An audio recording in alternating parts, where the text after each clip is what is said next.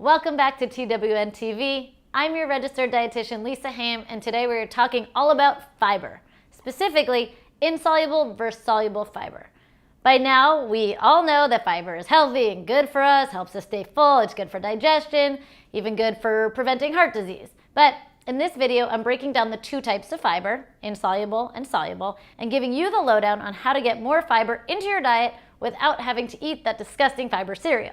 So which should you be focusing on, insoluble or soluble? Well, just like all the things I talk about on here, nutrition has a lot of gray and less black and white answers. And despite what a lot of marketing and advertisements will want you to think, most foods in nature, real food, right? They're gonna be a blend of both.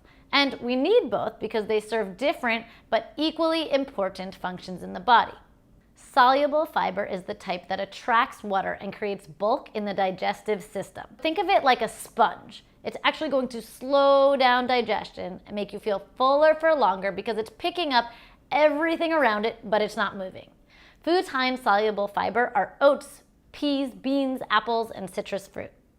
Insoluble fiber isn't digested and actually speeds up digestion, removes waste, and improves regularity. I like to think of it as like a little Swiffer or a broom inside the body, moving things and clearing it out. Foods high in insoluble fiber are going to be cauliflower, green beans, wheat bran, and whole wheat flour. Fiber is certainly great for your overall health, but too much fiber can be a problem, especially without enough water. It can cause severe bloating and pain. The goal of me creating this video is to help you focus on more real food and less of the grams of fiber that are going to be found in any packaged food. So an easy way to up your fiber is going to be focused on anything that's unpackaged. Think about one ingredient foods like fruits, fresh raw veggies, and whole grains like quinoa, oats, and beans. Don't forget about the other healthy nutrients we also need like protein and fat.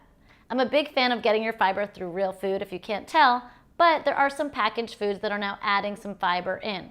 Protein bars, for example, I've been seeing a lot of inulin and chicory root.